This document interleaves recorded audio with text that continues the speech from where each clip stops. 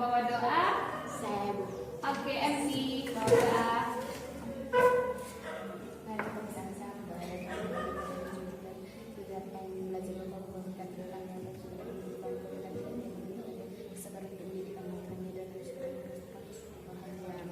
Amin. Makasih MI. Nah, sekarang Ibu mau absen dulu. Semuanya hadir kan? Hadir Bu. Oke.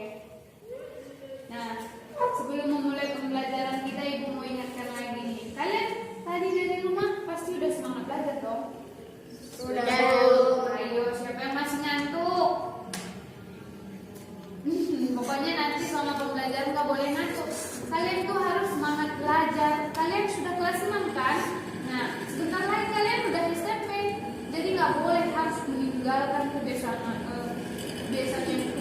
buruk, misalnya sering ngantuk sekolah, nggak boleh lagi, oke? Udah SMP nanti gimana dong? Udah kakak-kakak, udah abang-abang masih ngantuk di kelas. Tidak, Bo? Tidak boleh. Oke, good. Nah, sekarang kita akan belajar tentang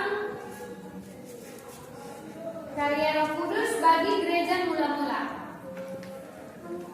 Nah, pasti kalian masih bingung, apa sih karya Roh Kudus bagi gereja mula-mula? Kalian masih bingung kan? Kok kalian gak jawab sih? Kalian gak fokus ya? Kak, Ibu ulangi lagi. Hari ini kita belajar tentang karya Roh Kudus bagi gereja mula-mula. Nah, kita akan melihat apa sih sebenarnya tujuan kita untuk belajar tentang ini. Kan setiap pembelajaran itu harus ada tujuannya kan? Iya. Nah, tujuan dari pembelajaran ini yang pertama adalah menjelaskan makna sebagai saksi Kristus. Yang kedua, memberi contoh sederhana tentang tanggung jawab sebagai saksi Kristus. Tiga, menunjukkan sikap yang mempertanggungjawabkan perannya sebagai saksi Kristus. Dan keempat, menjalankan tugas dan tanggung jawabnya sebagai saksi Kristus. Di sini kita lihat tadi banyak berbicara tentang saksi Kristus. Nanti kita akan belajar apa sih sebenarnya saksi Kristus itu. Oke? Oke. Nah, pertama Ibu mau review dulu nih. Siapa masih ingat pembelajaran minggu lalu itu apa? Bisa berkata Saulus. Oke, masih ingat. Nah, kalau kalian masih ingat, pasti kalian masih ingat juga dong apa yang kalian pelajari. Ayo, siapa yang mau membagikan apa yang dia ingat minggu lalu? Saya Bu. Oke, MT lagi. Paulus adalah seorang pembunuh orang Kristen dan dia dihukum oleh Tuhan dan dia dengan matanya buta dan dia disembuhkan dan menjadi saksi Kristus. Oke, one clap. Pertama Ibu mau ingatkan dulu nih. Kalian masih ingat rules and procedure kelas kita kan? Kalau teman kita lagi menjawab pertanyaan, kita harus mengapresiasinya dengan memberikan one clap. Nah, terus kalau misalnya kita mau menjawab nih, kita mau bertanya atau menjawab apa tanda yang digunakan? Apa yo? Ya, angkat satu Jari. Kalau misalnya gini tandanya apa? Permisi. Ini mau ke toilet, permisi gitu. Kalau misalnya gini? Diam. Oke, kalau gini instruksi untuk diam. Oke, jadi nanti kalian kalau misalnya mau melakukan hal-hal yang tadi, misalnya ke toilet, ya gunakan hand signal tadi ya. Oke? Nah, sekarang Ibu mau review dulu karena pembelajaran minggu lalu itu sangat berhubungan dengan pembelajaran kita hari ini. Kalau misalnya minggu lalu kalian gak fokus, minggu lalu kalian ngantuk-ngantuk, pembelajaran hari ini juga kalian bakalan bingung-bingung banget. Makanya harus fokus setiap pembelajaran, oke? Oke Bu. Nah, untuk itu maka kita akan membaca Alkitab. Kemarin Ibu rencana kita baca Alkitab melalui nonton video gitu audio Bible kan. Tapi karena fokus kita sedang rusak, makanya kita baca Alkitab aja. Baca di Alkitab aja. Oke? Semua bawa Alkitab kan? Ya. Siapa yang gak bawa Alkitab ayo? Genesis kenapa gak bawa Alkitab Genesis? Kok lupa nanti Ibu kasih peringatan sama Genesis. karena dia nggak bawa Alkitab tuh. Nah, kalian yang bawa Alkitab, ayo sekarang buka Alkitabnya Kisah Para Rasul 9 ayat 19 sampai 31. Kisah Para Rasul 9.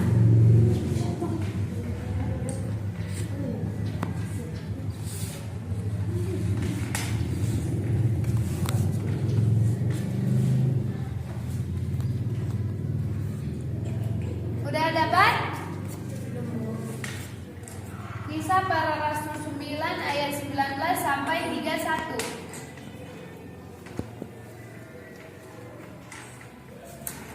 Sudah? Nah, nanti kalian bacanya secara bergantian gini ya, giliran, oke? Tapi cepat bacanya, biar teman-temannya nggak ada yang ngantuk, oke? Mulai dari MT mulai. Saulus dalam lingkungan saudara-saudara. Saulus tinggal beberapa hari bersama-sama dengan murid-murid di Damsyik. Semua orang itu. Ketika itu juga ia memberitakan Yesus di rumah-rumah ibadah dan mengatakan bahwa Yesus adalah anak Allah.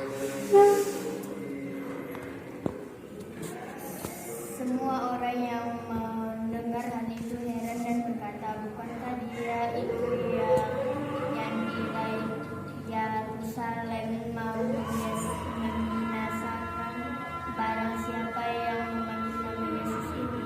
Dan bukankah ia masuk untuk menangkap dan membawa mereka ke hadapan iman-iman kepala? Akan tetapi Saulus semakin berserak dan dia membingungkan orang-orang yang melihat antara di Damsyik, karena ia membuktikan bahwa Yesus adalah Mesias. Beberapa hari kemudian orang Yahudi melakukan suatu rencana untuk membunuh Saulus. Tetapi maksud jalan itu diketahui oleh Saulus. Siang malam orang-orang Yahudi mengawal semua pintu gerbang kota supaya dapat membunuh dia. Sungguh pun demikian pada suatu malam, murid-muridnya mengambilnya dan menurunkannya dari atas tembok kota dalam sebuah keranjang. Setibanya di Yerusalem, Saulus mencoba menggabungkan diri kepada murid-murid, tetapi semuanya takut padanya, karena mereka tidak dapat percaya bahwa ia juga seorang murid. Tetapi Barnabas menerima dia dan membawanya kepada rasul-rasul dan menceritakan kepada mereka bagaimana Saulus melihat Tuhan di tengah jalan dan bahwa Tuhan berbicara dengan dia dan bagaimana keberaniannya mengajar dengan segala nama Yesus. Oke, sudah selesai kan? Nah, sekarang kita sudah baca Alkitab tentang bagaimana kelanjutan cerita tentang pertobatan Saulus yang akhirnya percaya menjadi saksi Kristus. Sekarang kita mulai sedikit lagi supaya kalian tidak bingung, supaya kalian bisa apa sih hubungannya pembelajaran minggu lalu sama hari ini. Nah, minggu lalu kita sudah belajar tentang kisah pertobatan Saulus, di mana Saulus adalah seorang pembunuh.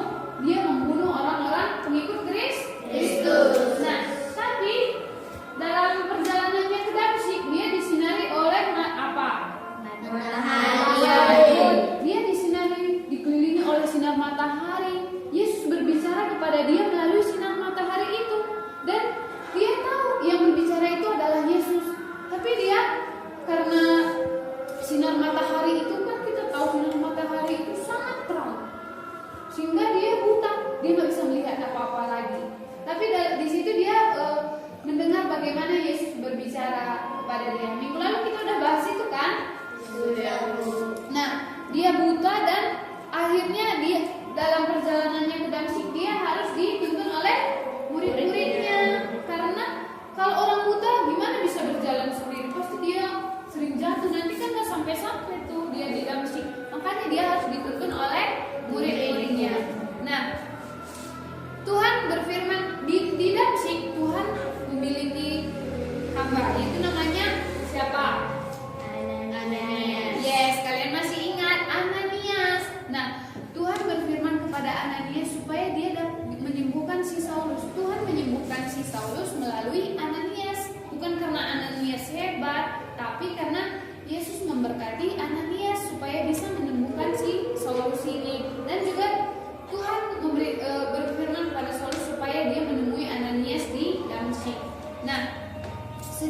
itu ketika dia bertemu ketika dia buta, siapa ingat ayo berapa hari si Saulus buta? 3 hari. Yes, kalian masih ingat Saulus itu 3 hari buta loh. 3 hari dia nggak makan, 3 hari dia nggak minum.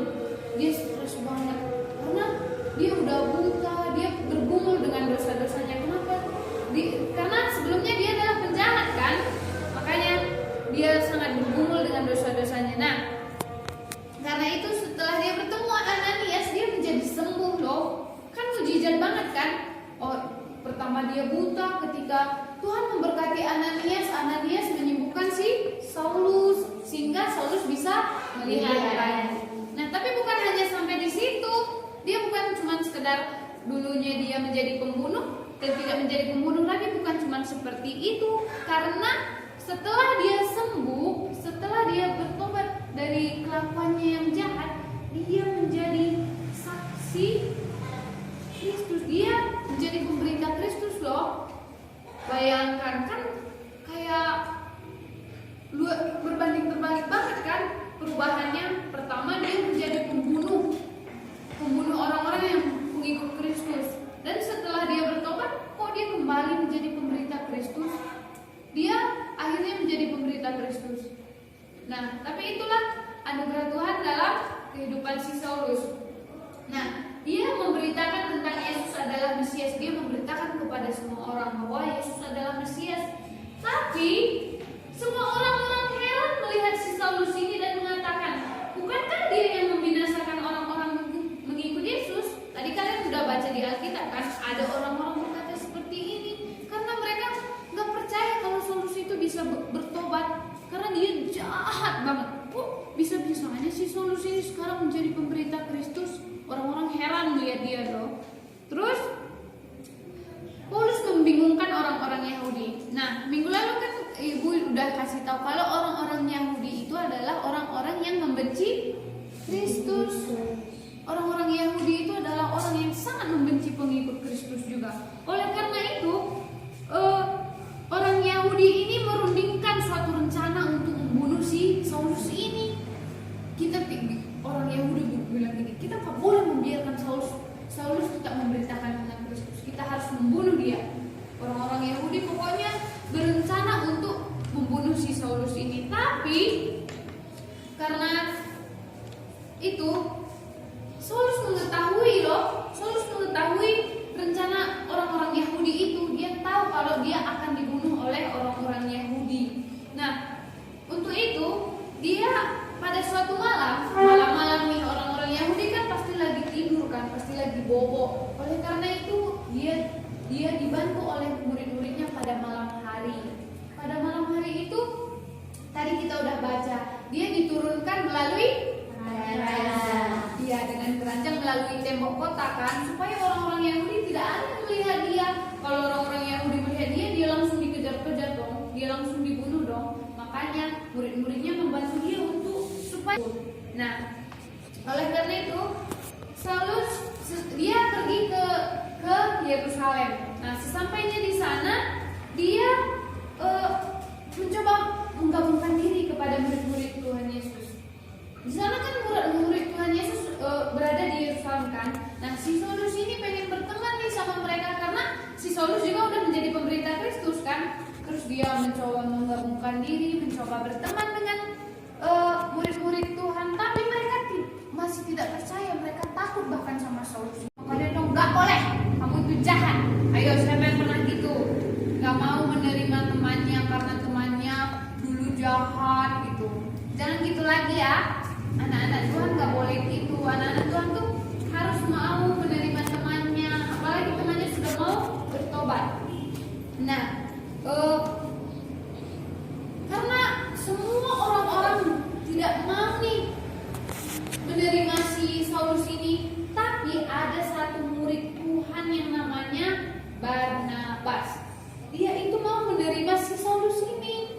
Ayo sini katanya. Terus si Barnabas ini membawa si Saulus bertemu ke murid-murid yang lainnya untuk mereka. Si Barnabas ini menceritakan kepada murid-murid lainnya kalau memang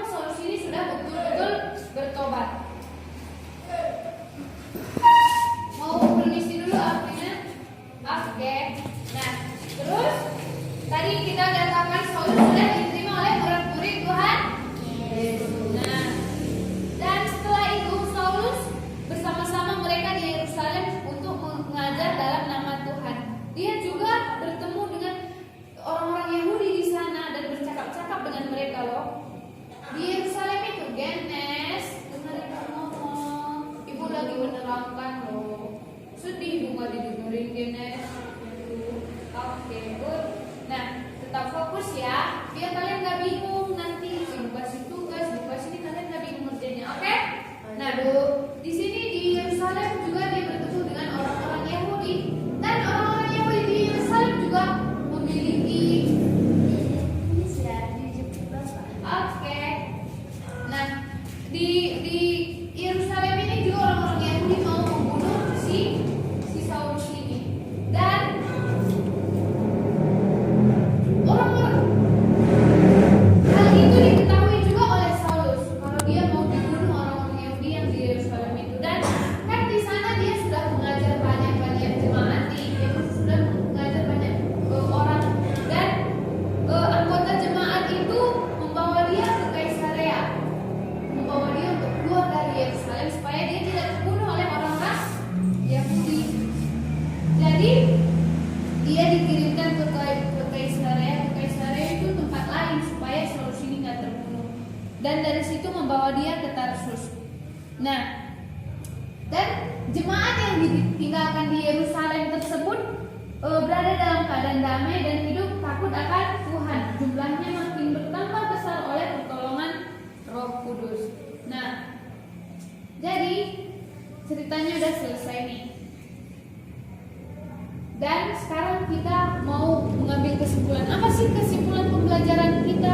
Apa sih bagaimana hubungan pertobatan Saulus dengan pembelajaran hari ini? Nah, kita tahu Saulus sudah bertobat. Dia bertobat menjadi Saksi Kristus. iya, karena dia tadinya kan dia udah menjadi pemberita Kristus kan. Makanya dia Saulus bertobat menjadi saksi Kristus, dan itulah karya Roh Kudus bagi gereja mula-mula. Ada yang bingung nggak? Apa sih karya Roh Kudus itu di dalam gereja mula-mula? Karena ketika Saulus bertobat itu juga karya Allah kan, bukan karena kekuatan Saulus sendiri, tapi semua itu karya Roh Kudus untuk jemaat mula-mula. Karena saat itu belum ada kayak sekarang kan, udah banyak nih jemaat kayak di gereja kita udah banyak kan.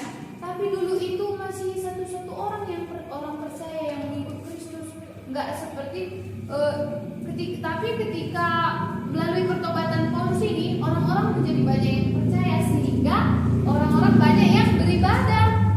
Nah, itulah yang disebut dengan karya Roh Kudus bagi gereja mula-mula. Roh Kudus bekerja di jemaat supaya mereka menjadi percaya dengan melihat pertobatan si Saulus ini. Nah, kalian sudah paham kan? Sudah. Oke, good. Kalau kalian sudah paham, nah ini kesimpulan terakhir kita.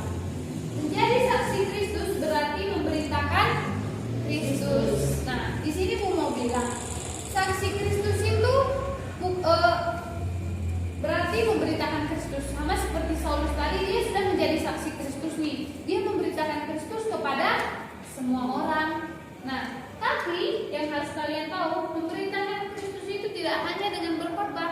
Kalau si Saulus tadi kan dia berkhotbah, dia memberitakan Kristus dengan cara menginjili orang-orang. Nah, tapi memberitakan Kristus juga berarti terwujud dalam kehidupan kita sehari-hari, seperti bertindak, berperilaku, bersikap yang mencerminkan Kristus. Itu juga termasuk memberitakan Kristus loh teman-teman. Kalian berbuat baik kepada teman kalian, kalian membantu orang tua kalian, itu juga termasuk memberitakan. Kalian itu memberitakan Kristus karena kalian meneladani Kristus. Kalian semua pasti percaya Kristus dong. Nah, kalau kalian mengikut Kristus berarti kalian juga harus meniru Dia, karena Yesus adalah teladan yang sempurna. Kemarin kan kita udah belajar gimana Yesus menjadi teladan yang sempurna. Oleh karena itu kalian juga harus meniru Dia, meniru si Kristus. Nah, dan apa nih aplikasinya dalam kehidupan kita sehari-hari? Misalnya kayak Ibu bilang tadi, menolong teman yang sedang kesusahan, itu juga salah satu adalah sebagai memberitakan Kristus. Yang kedua, aduh, baterai kita sudah habis. Nah, Ibu masih ingat. Yang kedua, bagaimana kalian bersikap sopan kepada orang yang lebih tua. Bukan cuma kepada orang yang lebih tua, tapi kepada sesama juga. Kan sering nih orang berpikir kalau kita tuh harus sopan sopan kepada orang yang lebih tua, sedangkan kepada orang yang lebih muda tidak. Bagaimana kita bersikap sopan kepada orang tua, orang yang lebih muda, kepada teman kita juga kita harus bersikap sopan. Itu adalah salah satu bagaimana kita memberitakan Kristus dalam kehidupan kita. Oke, setelah ini kalian mau kan bersikap sopan apa seperti menolong, dan sekarang saatnya kita berdiskusi. Ayo, sekarang kan kalian tinggal membandingkan, ada satu teman kalian yang permisi tadi kan. Nah, sekarang kalian dua-dua orang deh berdiskusi apa sih sebenarnya makna Kristus itu, makna saksi Kristus itu. Tadi kan ibu udah ngomong banyak ceritain tentang Paulus gimana dia bisa menjadi saksi Kristus. Sekarang kalian diskusi dua-dua orang, bagaimana sih kalian tahu tentang arti saksi Kristus itu gitu, pengertian saksi Kristus. Ayo diskusi, jangan diam-diam. Saksi, tanya sama temannya, apa yang kamu pahami tentang saksi Kristus gitu. Ayo diskusi sama temannya, bukan sama ibu.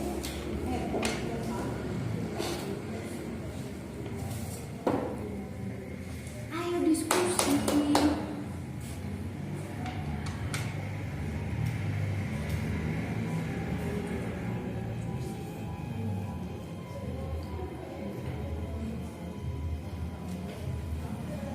Kalau disuruh diskusi dong.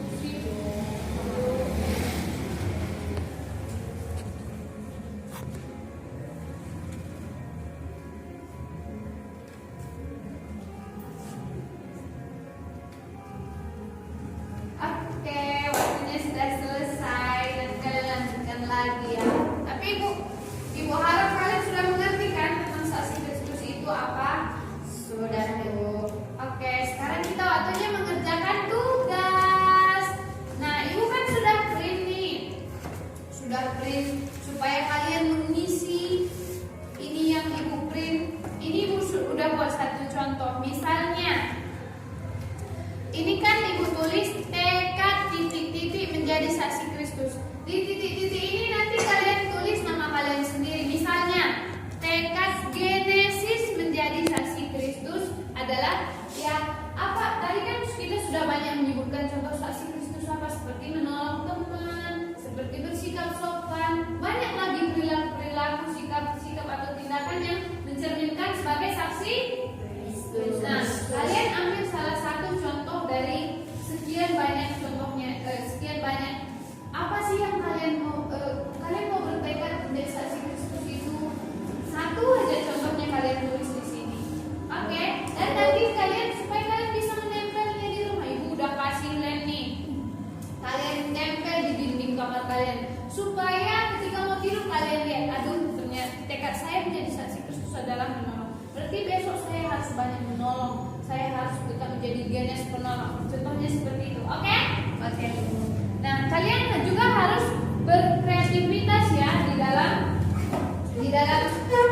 yang ibu bagikan ini. Kalian punya bawa pulpen warna kan? Aduh, ini punya teman kalian yang dibuat tadi.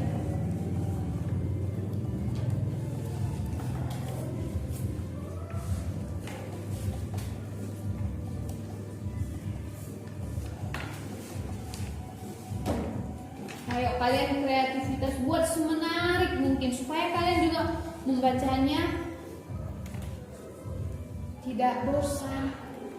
Kasih hias-hias.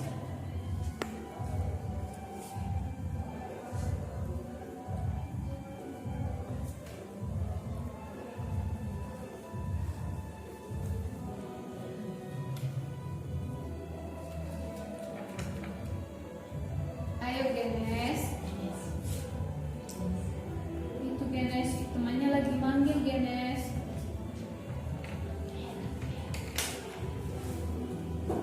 Nah, itu juga mencerminkan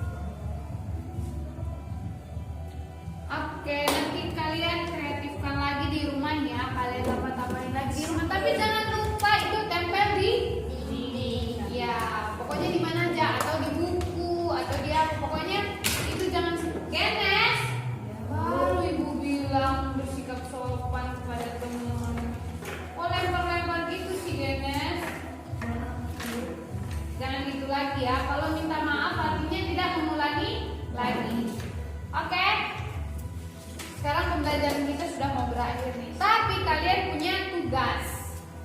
Nah, tugas kalian itu memberitakan tentang Kristus. Aduh, gimana tuh memberitakan tentang Kristus? Kalian bingung nggak? Kok bingung? Nah, selama ini kan kita sudah banyak belajar nih. Kalian juga sudah banyak mendengar tentang Kristus itu bagaimana. Kalian hanya perlu memberitakan tentang Kristus itu secara sederhana kepada orang tua kalian. Bisa juga kepada kakak atau adik. Tapi jangan deh kepada orang tua aja. Misalnya, gini, kalian tanya sama ibu. Dengerin ibu dulu ya. Gini, Mama tahu nggak Kristus itu apa? Siapa? Terus apa aja yang kalian, pokoknya memberitakan Kristus itu ada apa yang kalian dapat pembelajaran kalian selama ini tentang Yesus. Kalian harus memberitakannya kepada orang tua. Dan bukan hanya itu, kalian juga harus membuat refleksi. Sebelumnya juga kita sudah pernah membuat refleksi kan? Sudah kan? Masih ingat nggak? Masih ingat kan? Masih. Nah, jadi membuat refleksi itu kalian nanti membuat bagaimana kesadaran kalian sebagai saksi Kristus itu, bagaimana kalian harus menjadi saksi Kristus. Terus apa komitmen kalian? Pokoknya kalian tuangin isi hati kalian tentang bagaimana kalian menyadari tentang saksi Kristus itu. Dan juga ketika kalian memberitakan Kristus kepada mama kalian, kalian juga membuat bagaimana respon dari orang tua kalian gitu. Oke? Nanti ibu kasih apa-apa aja yang harus dipenuhi di refleksi kalian itu. Misalnya kayak harus tercantum tanda tangan orang tua, harus ada komitmennya. Pokoknya nanti ibu kasih ya, karena ibu lagi mandi, nanti ibu berikan, nanti ibu bagikan kepada kalian. Oke? Oke. Pembelajaran kita kan berakhir dan ibu mau dengar dari kalian nih, siapa yang apa kesimpulan dari pembelajaran kita hari ini? Ayo, siapa yang mau? Sedikit aja. Apa sih sedikit? Pokoknya apa yang kalian pahami tentang pembelajaran kita hari ini? Ayo biar kita pulang, kalau nggak pulang kita ini. Genes. Oh, nggak berani abang mau, cuma dia abang mau, nggak berani lagi. Ayo Eti, sedikit aja.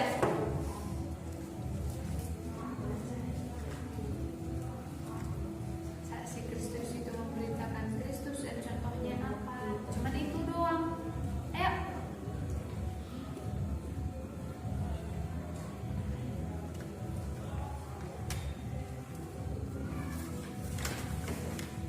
Ayo angkat tangan. Atau Aura. Sedikit aja. Kok kalian nggak menjadi orang berani sih? Ayo ya biar kita pulang anak-anak. Ayo, kesimpulannya sedikit aja. Kesimpulannya itu kayak misalnya saksi Kristus itu adalah memberitakan Kristus. Dan contohnya itu misalnya, pokoknya kalian kasih contohnya. Ayo, cuman kasih contohnya dong. Tadi udah banyak jelasin. Ayo, ayo. Ayo, biar kita pulang. Ayo, ayo. Empty. Ara. Ayo, Genes. Cepat lah. Kalian kok nggak mau pulang sih? Ibu udah lapar nih. Ayo anak-anak. Empty. Ayo atau. Ayo. Ayo siapa yang mau?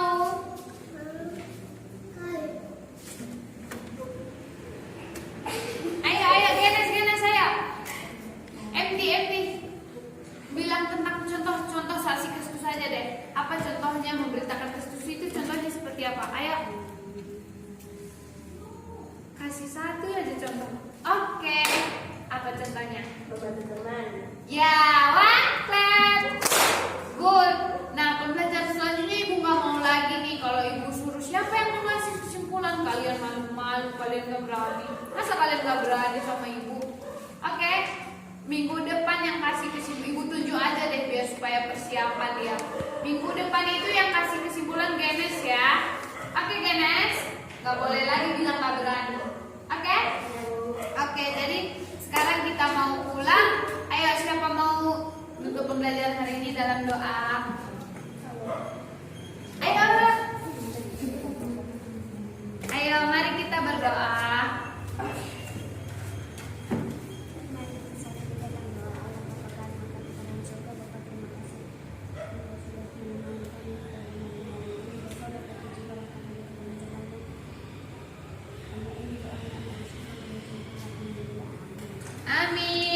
Terima kasih Aura. Oke, sekarang kita